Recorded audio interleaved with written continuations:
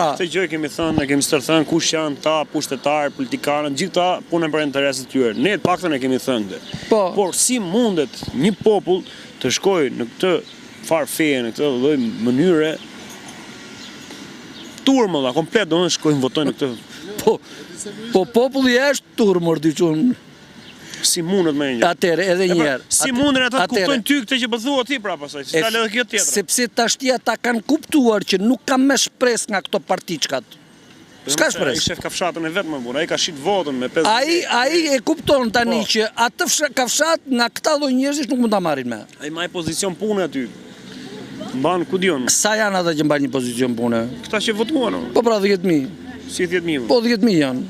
Praktikisht, ata që mbajnë një pozicion...